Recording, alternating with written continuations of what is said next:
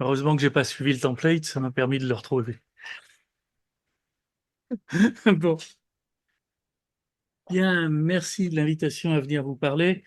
Alors, j'aurais pu donner un autre titre qui s'appellerait Confession d'un schizophrène. Je vais juste vous poser la question, est-ce que vous connaissez sur la planète un département de métallurgie? Moi, tous ceux que je connaissais ont progressivement disparu, ils sont devenus des départements de matériaux. Et je pense que c'est pas un hasard. Et je pense pas que ce soit une fatalité, je pense pas que ce soit nécessairement un défaut, mais c'est au moins une constatation. Alors pourquoi? Bon, je, je vais, à l'époque, je faisais de l'enseignement, je disais aux étudiants, les matériaux, c'est ce qui fait que vos rêves vont rester à l'état de rêve, vont pouvoir devenir réalité ou vont tourner au cauchemar. Je pense que c'est motivant pour une génération d'ingénieurs ou de futurs ingénieurs ou de chercheurs de se dire c'est ce qui rend les choses possibles ou qui les rend impossibles. Les matériaux me semblent sont évidemment indispensables. Une chose qui me semble intéressante, c'est qu'on commence à en prendre conscience. Ça ne veut pas dire qu'on en prend conscience suffisamment tôt, et ça ne veut pas dire qu'on va pouvoir redresser la barre, mais en tout cas, on en prend conscience et je pense qu'on commence à sortir de ce que j'appelle le syndrome de l'échelle sans barreaux. Pendant quelques années, quelques décennies, on a considéré un peu comme un jardinier qui voudrait récupérer la dernière cerise, la cerise dans son arbre, et puis qui se dit le dernier barreau de l'échelle, c'est le seul qui est vraiment important. À part que quand on se trouve au bas d'une échelle où il y a que le dernier barreau, on se sent un petit peu bête. Et c'est ce qui s'est trouvé dans un certain nombre de démissions, aussi bien du point de vue académique que du point de vue industriel, d'oublier que pour pouvoir faire des choses, il fallait les faire en quelque chose. Alors, il se trouve que, aussi une confession d'un schizophrène, il se trouve que je suis maintenant directeur scientifique d'un groupe de matériaux, Saint-Gobain, qui fait pratiquement pas de matériaux métalliques. Alors que moi, enfin, pratiquement pas, on fait quand même de la fonte à Pont-à-Mousson, mais dans toutes les activités de Saint-Gobain, qui font beaucoup de matériaux pour le bâtiment et puis de matériaux pour tout un tas d'autres choses, il y a très peu de matériaux métalliques.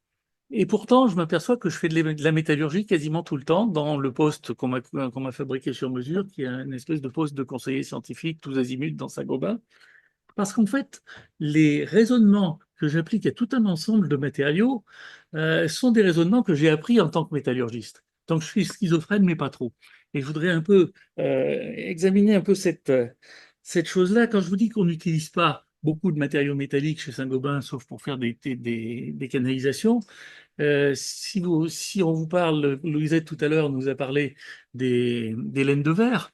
Les laines de verre, elles sont fabriquées par des produits de très haute, par des objets de très haute technicité qui sont des assiettes tournantes, qui sont dans des superalliages qui ressemblent pas mal aux superalliages base nickel qu'on trouve dans les aubes de turbine et qui sont conçus de façon à ce qu'on fasse des petits trous dedans qui permettent d'extraire de la fibre de verre qui permettent de faire la laine de verre. Si vous regardez les vitrages, en fait, c'est devenu essentiellement le support de leur couche mince. Et la valeur d'un vitrage, c'est tous les dépôts de couche mince qu'on fait sur le vitrage qui permettent de leur donner certaines propriétés, notamment des propriétés d'isolation thermique, de réflectivité, etc. Ces couches-là sont très souvent des couches métalliques. Et les questions qui se posent, à la fois quand on les élabore, mais aussi quand on veut qu'elles fonctionnent bien, sont des questions qui résonnent immédiatement quand vous regardez ça en métallurgie, parce que vous allez avoir des problèmes de diffusion. Vous avez fait ce qui se passe là encore. Je bouge la diffuse, je bouge ça marche pas. Ah voilà. Ah bon. Bon, bah ça c'est déjà passé au suivant. Euh, oui, alors c'est des problèmes de diffusion, c'est des problèmes de croissance de grains, c'est des problèmes de réactivité. Donc en fait, sur des matériaux qui sont des matériaux autres, mais en fait, ce que j'ai appris en tant que métallurgiste, je l'utilise de manière quotidienne. Je vais vous donner un dernier exemple que je trouve assez remarquable, c'est le cas du plâtre. C'est difficile d'imaginer un matériau plus différent d'un métal que le plâtre. Pour le plâtre, alors il y a un point commun avec les aciers, c'est que dans les aciers, on enlève le carbone pour remettre du carbone. Dans le plâtre, on enlève de l'eau pour remettre de l'eau pour enlever de l'eau. Enfin bon, c'est quand même essentiellement ce qu'on fait. Quand vous regardez ce qui se passe quand une plaque de plâtre est dans un bâtiment qui est en train de brûler, c'est pas que le plâtre brûle, c'est qu'il se rétracte en brûlant, et qu'en se rétractant, il se détache des montants qui le tenaient, et la manière dont il se rétracte, c'est par une coalescence des grains à l'intérieur du plâtre. Il se trouve qu'on a constaté que si on rajoutait un petit peu de silicone, mais un pouillème de silicone, vous savez, un truc, un polymère, là, mettez du silicone dans le plâtre, et ben vous apercevez que, ah, mais c'est pas vrai, ça. Il est en train de me dire que je suis trop bavard, là.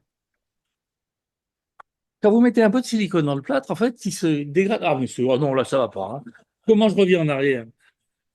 Je veux dire, je veux bien croire que j'ai, voilà. Je veux bien croire que j'ai commencé en retard, mais enfin, quand même, c'est pas des méthodes, ça. Euh, Ce qui se passe, c'est que le silicone, quand ça brûle, en fait, il fait des petites particules de silice. Et ces petites particules de silice, elles sont exactement ce que vous appelez, ce que vous enseignez à vos élèves, qui est le Zener-pinning, qui empêche la croissance de grains. Donc, vous voyez, une fois encore, sur quelque chose qui a l'air d'être à des années-lumière de la métallurgie, vous retrouvez des concepts de métallurgie. Donc, c'est un peu tout ça que j'ai essayé. Alors maintenant, comme j'ai le droit de... je commence à... J'ose plus rien faire, moi, avec ce truc. Comment je passe à la suivante? La roulette. Ah, la roulette. La roulette, ça va? Ok, donc là c'est bon. Ça... Alors, je reviens à ce que disait Louisette, les matériaux, c'est de la matière qui doit remplir une fonction. Et ça, c'est vraiment le cœur de la science des matériaux. Donc ça veut dire que c'est pas simplement de la matière, c'est quelque chose qu'on doit élaborer, qu'on doit mettre en forme, qu'on doit assembler, éventuellement qu'on doit désassembler. On doit penser non pas simplement en termes de propriété, qui sont des notions, je dirais, de physiciens, mais en termes de performance, qui est la propriété pour remplir cette fonction. Et cette propriété se couple avec une forme, par exemple, pour la remplir. Se pose la question de la durabilité et de la protection de la durabilité. Et maintenant, de plus en plus, la question du management des ressources et du recyclage. La science des matériaux est à la fois une science de l'ingénieur et une science fondamentale. Alors, ça y est, je vais essayer de partir. Alors, regardons d'où nous venons. Ça sert toujours, hein, pour savoir où on va. Alors, grosso modo, on commence par l'alchimie. Puis la tradition, ça c'est ce qui a donné naissance à la métallurgie. Il y a un exemple que j'aime beaucoup, c'est l'ajout d'antimoine dans les alliages d'étain. Quand vous rajoutez de l'antimoine dans les alliages étain-plomb dont on fait les tuyaux d'orgue, eh bien, dans le traité de fabrique de facture de l'orgue de Dombedos de Celles, au XVIIe siècle, il expliquait, chose qui avait été découverte 3 siècles plus tôt, que quand je devais rajouter un petit peu d'antimoine uniquement dans les grands tuyaux d'orgue et que ça leur évitait de fluer sous leur propre poids. Pensez bien qu'ils ne savaient pas pourquoi. C'est très longtemps après qu'on a découvert que c'était essentiellement la précipitation de petits amas d'antimoine. Alors c'est rigolo de mettre de l'antimoine dans un tuyau d'orgue dans une église, mais enfin bon, la précipitation de l'antimoine qui permettait de contrôler le fluage. Alors, je continue. Évidemment, il y a eu l'empirisme aussi qui est venu nous aider là-dessus. Alors ça, il ne faut pas le lire à vos étudiants, mais quand même, la découverte du durcissement structural des alliages aéronautiques, c'est d'abord parce que le prof qui encadrait la thèse comprenait rien à rien, et ensuite parce que le thésard était feignant. Donc c'est quelqu'un qui essayait de faire comprendre qu'on allait faire du durcissement de l'aluminium en faisant l'équivalent des tropes de la martensite. Alors ça, évidemment, ça marchait pas. Et le thésard, on avait eu marre de tremper, de savoir que ça marchait pas. Ben, il est parti passer son week-end. Quand il est revenu le lundi, il a constaté que ça avait durci.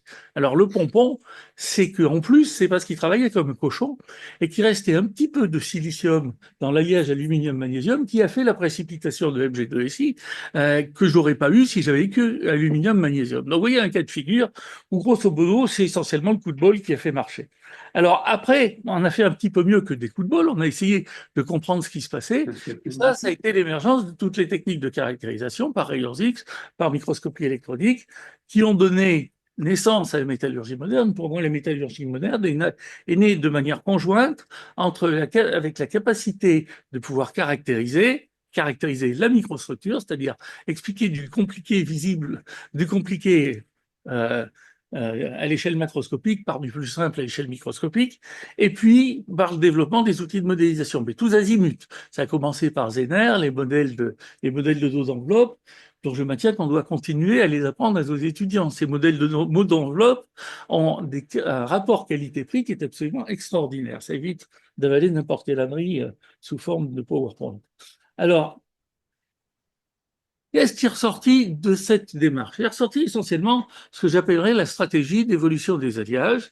Alors, grosso modo, la pierre d'angle, c'est de passer par les microstructures pour comprendre la relation entre un alliage, une composition, des procédés et des propriétés. Donc ça suppose de mieux comprendre et maîtriser les relations entre les procédés et les microstructures, de trouver de nouveaux procédés éventuellement, de mieux comprendre et de mieux maîtriser les relations de microstructure-propriété, et éventuellement de trouver de nouvelles compositions. Mais vous voyez que dans cette histoire-là, trouver un nouveau matériau, ça n'est pas simplement trouver de nouvelles compositions. J'y reviendrai quand on parlera des stratégies d'innovation dans le domaine des matériaux. Alors, je vais y arriver. Donc voilà le the big picture. Et une fois qu'on est passé à la métallurgie moderne, bien après, on a eu la transition vers la science des matériaux, qui se trouve intermédiaire entre les sciences fondamentales et les sciences de l'ingénieur. Mais qu'est-ce que ça veut dire? Pourquoi on a fait cette transition-là? C'est pas simplement parce que c'était plus très sexy de parler de métallurgie, parce qu'à l'époque où cette transition a eu lieu, c'était encore sexy de parler de métallurgie. Ce qui a fait que cette transition-là a été faite, oui, voilà, là j'ai juste quelques. Bon, bref, je vais aller un peu plus vite, voilà. C'est qu'en fait, on a eu un enrichissement du monde des matériaux. En fait, comme les matériaux, c'est de la matière avec une fonction, ça veut dire que la force motrice de l'évolution des matériaux, eh bien, c'est à la fois la curiosité des scientifiques qui regardent de nouvelles choses, mais aussi la variété des exigences, la variété des requêtes d'un monde industriel. Alors, l'enrichissement du monde des matériaux, vous connaissez ce diagramme d'Ashby, qui est un peu biaisé, parce que ce diagramme-là, c'est un diagramme qui est pensé matériaux de structure. Et c'est un diagramme qui est pensé en termes de tonnage, de pourcentage de tonnes. Alors, si vous voyez à cet endroit-là, d'ailleurs, que les céramiques sont depuis très longtemps un matériau d'avenir. Hein. Ça, c'est la perfidie du métallurgiste. Le menu des matériaux d'aujourd'hui, ben, c'est l'embarrassement des richesses, on en a beaucoup trop. Mais ce que je voulais simplement dire, c'est que l'enrichissement d'exigences, ça a été d'une part l'émergence des exigences de type fonctionnel. C'est-à-dire jusqu'au milieu du 19e siècle, du 20e siècle, on demandait à des matériaux essentiellement de transmettre des forces. À partir de la deuxième moitié du XXe siècle et jusqu'à aujourd'hui, on a eu des exigences fonctionnelles qui ont été poussées par les technologies de l'information, ce qui a conduit au développement des semi-conducteurs, de l'optique et de tous les beaux exemples que nous a montré Thierry, les technologies de l'énergie, que ce soit dans le domaine du nucléaire, dont on a un petit peu parlé, c'est très souvent des exigences de structure et de durabilité. Mais dans le domaine des batteries, dans le domaine des aimants, on a des questions qui relèvent beaucoup plus, au moins pour ce qui est de la première ligne de la requête, de propriétés qui sont des propriétés d'ordre fonctionnel, de capacité à conduire des ions, à conduire des électrons. Ça ne veut pas dire qu'il n'y a pas des problèmes structuraux qui vont avec ça, mais ça veut dire qu'on a eu une émergence de ces exigences fonctionnelles qui ont donné à apparaître des matériaux des systèmes dans lesquels les matériaux métalliques sont plus nécessairement dominants. Alors, le fait qu'ils ne soient plus dominants, ça ne veut pas dire qu'ils ne sont pas importants. Et notamment, si vous pensez les matériaux métalliques peuvent rester souvent limitants quand on a à faire des électrodes dans des électrolyseurs, dans des conditions à coucher dehors, vous vous retrouvez avec des situations où vous aimeriez bien mettre des céramiques, mais enfin, elles ne font pas tout ce qu'il faut, et mettre des métaux, ils se corrodent un peu trop. Donc là, vous vous trouvez dans des situations où le matériau métallique n'est pas au cœur de la fonction, mais c'est celui qui rend la fonction possible. Alors, on a une évolution historique de l'approche des matériaux. Et je voudrais faire passer deux messages. Le premier message, c'est qu'il me semble qu'il vaut mieux penser quelles sont les nouvelles approches plutôt que quels sont les nouveaux matériaux. On a toujours le dernier matériau à la mode qu'on a envie d'étudier, où on arrivera toujours à convaincre un politicien de dire ça, c'est le truc d'avenir. C'est le truc d'avenir qui change à peu près une fois tous les 2 ans. Je pense qu'il vaut mieux réfléchir en termes d'approches différentes. Alors, il y a eu différentes approches dans les matériaux. On a commencé par les matériaux de rencontre, c'est-à-dire on pense qu'on a. On a continué avec les matériaux optimisés, c'est-à-dire on améliore ce qu'on a l'habitude d'utiliser. Donc, c'est ce qui a conduit à la science des matériaux, à l'alloy design, au polymer design. Et c'est ce qui aussi a été rendu possible par le développement des méthodes de caractérisation. Après, il y a eu toute l'activité consistant à comparer les matériaux entre eux. Et maintenant, le fait de rechercher des matériaux qui sont de plus en plus multifonctionnels, qu'on essaye de dimensionner au plus près, c'est-à-dire d'utiliser moins de matière pour avoir les mêmes fonctions, veut dire qu'on est en train de faire un espèce de lissage entre les matériaux de structure et les matériaux fonctionnels. Alors,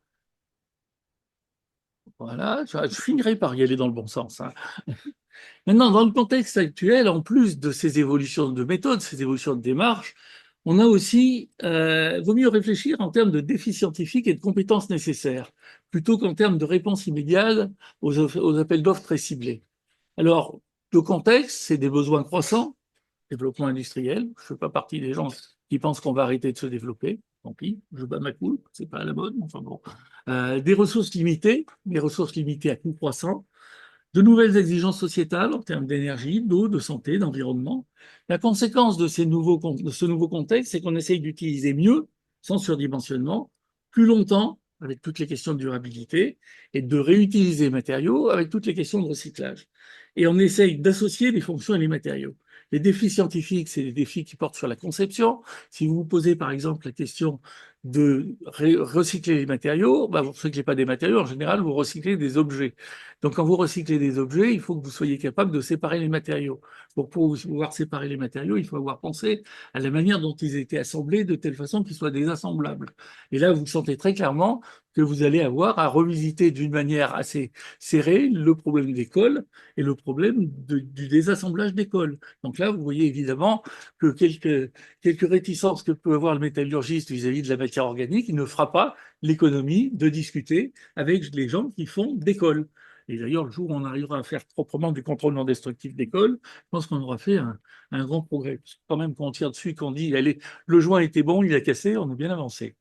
Alors, nouveau challenge pour les propriétés et nouveau challenge pour la modélisation et la simulation. Donc là, vous avez vu, on a eu tout un ensemble de... Ah ben voilà, ça, je continue. Bon.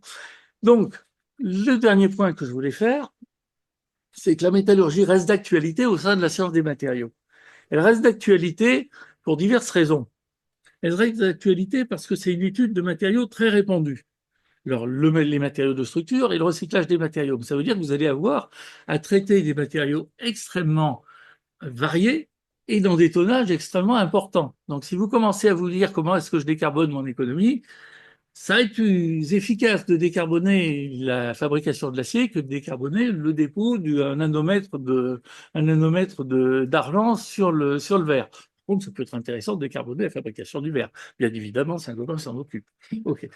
Euh, Deuxième aspect, c'est extrêmement important comme matériau, comme une étude de matériaux très performants. Et je pense que si on commence à se dire, on va essayer de demander à l'intelligence artificielle de nous faire des choses, bah, autant qu'elle travaille sur des trucs qui sont déjà intelligents. Parce que si on lui donne que des données qui ne sont pas raisonnables, ben, garbage in, garbage out.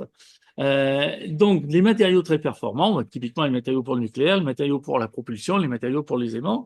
Et le troisième point, qui est peut-être un peu en sous-marin, mais qui me semble essentiel, c'est que la pratique de la métallurgie, et notamment le fait qu'elle se soit constituée comme science, après s'être d'abord constituée comme collection de papillons, signifie que ça est un benchmark tout à fait excellent pour regarder les outils de thermodynamique, les cinétiques de transformation de phase, la modélisation multi-échelle. Et quand on parlait de données, quand vous êtes en métallurgie, vous pouvez vous plaindre de ne pas avoir le bon diagramme de phase et vous pouvez avoir le bon coefficient de diffusion. Quand vous êtes dans d'autres classes de matériaux, dites-vous que c'est bien pire. Donc, ça veut dire qu'il y a quelque chose auquel il va bien vraiment falloir réfléchir, c'est de se dire, dans le milieu académique, il est extrêmement mal vu de faire des mesures, enfin de faire des mesures de coefficient de diffusion, des mesures de diagramme de phase. Il n'y a jamais personne qui a une promotion pour faire ça. Donc, plus personne ne le fait.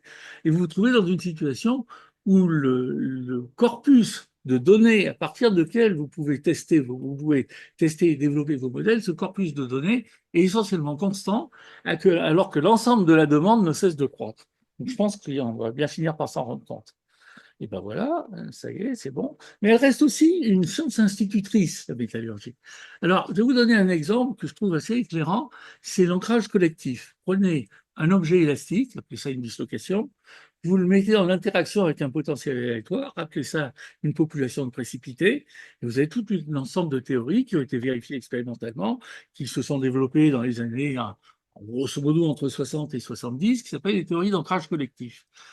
Quand vous regardez le problème, c'est une question qui est très proche des courants critiques dans les supraconducteurs de type 2, des champs coercitifs dans les aimants, des angles d'ancrage d'une goutte posée sur une surface sale.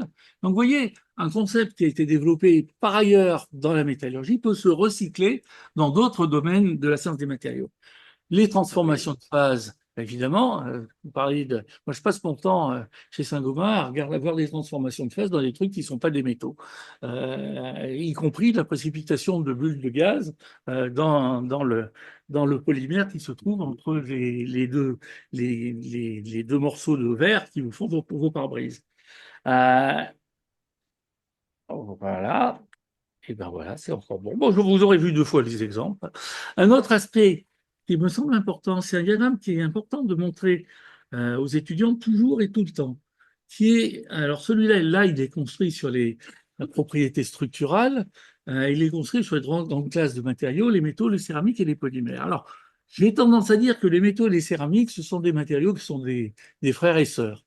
Je ne suis pas sûr que les métallurgistes aient grand-chose à apporter aux polyméristes, mais par contre, tout ce que les polymères ont pu développer, et notamment dans le domaine des polymères avec avec des particules, avec des fibres, avec des tissus, là, il y a tout un corpus de connaissances qui d'ailleurs est souvent assez proche du corpus de connaissances qui existe dans le papier.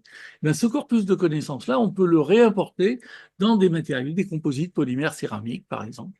La valeur de ce diagramme, que je ne vais pas détailler, c'est de regarder les différentes échelles des défauts.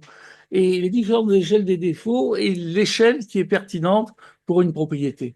Si vous vous posez la question de la limite d'élasticité, à moins que votre truc, ce soit une passoire, le truc qui est vraiment important, c'est de savoir à l'intérieur d'un grain, dans une structure cristalline, comment sont répartis les atomes, est-ce qu'ils ont précipité, pas précipité, etc. Maintenant, qu'il y ait de temps en temps un gros ratatouillon qui soit au milieu de la microstructure, ça sera important pour la rupture, ça ne sera pas essentiel pour la limite d'élasticité, sauf que ça peut appauvrir la solution solide et donc changer la précipitation. Donc, ce que je veux dire avec ces diagrammes-là, c'est de se dire, il faut se poser la question de quelle échelle de microstructure est pertinente. Et là, vous voyez qu'il y a quelque chose qui commence à devenir à faire un petit peu mal, c'est toutes les techniques, beaucoup des techniques d'intelligence artificielle, d'imagination, de composition, sont des techniques qui sont centrées sur la chimie. Je dis quelle est la composition que je vais essayer de sortir. Dès l'instant où la propriété que vous recherchez est une propriété qui est liée à la microstructure, vous avez un degré de liberté supplémentaire qui est joué sur la microstructure, mais par contre vous avez une difficulté supplémentaire qui est qu'il y a un moment, quand vous imaginez un matériau, c'est ce que disait Thierry tout à l'heure, eh bien, il va bien falloir le fabriquer. Et si vous en imaginez des milliers, il va falloir fabriquer des milliers, mais en très petite quantité. Donc ça veut dire que ça deviendra pertinent que si vous regardez des propriétés que vous pouvez mesurer très localement et sur des propriétés que vous pouvez mesurer sur des très petites quantités. Alors, mesurer très localement un module d'élasticité, c'est possible. Mesurer très localement une propriété optique, c'est possible.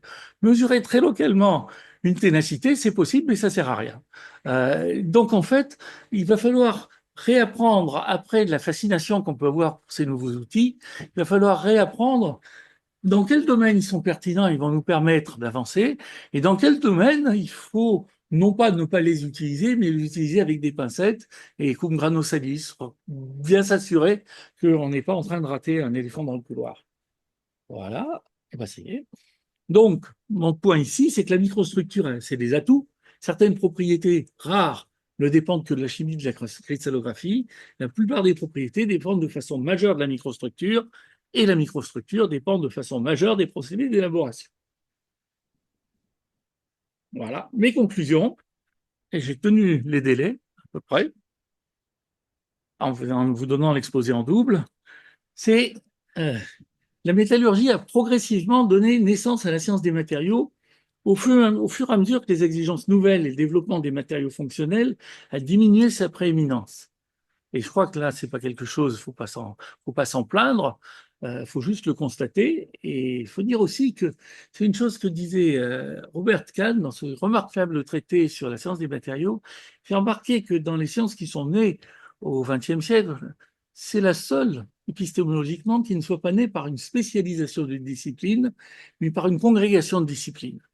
La science des matériaux est née en mettant ensemble la mécanique, la métallurgie, la chimie, la corrosion, etc. Et ça veut dire que tout ce qu'on a appris sur une classe des matériaux, qui s'est naturellement appliqué dans la classe voisine qui était celle des céramiques, qui n'a pas forcément diffusé, encore que dans la classe des polymères, il y a quand même une certaine perméabilité par ailleurs, eh bien, cette connaissance, elle demeure importante et elle reste une source d'inspiration. Même dans les applications où les matériaux ne sont pas dominants, ils peuvent être limitants, où les métaux ne sont pas dominants, ils peuvent être limitants. Et là, il y a tout un ensemble d'exemples. Et le dernier point, le bread and butter des métallurgistes, c'est la microstructure. Ces concepts clés de microstructure, de défaut et de multi-échelle restent opérationnels à la fois comme des atouts, mais aussi comme des difficultés. Je vous remercie de votre attention.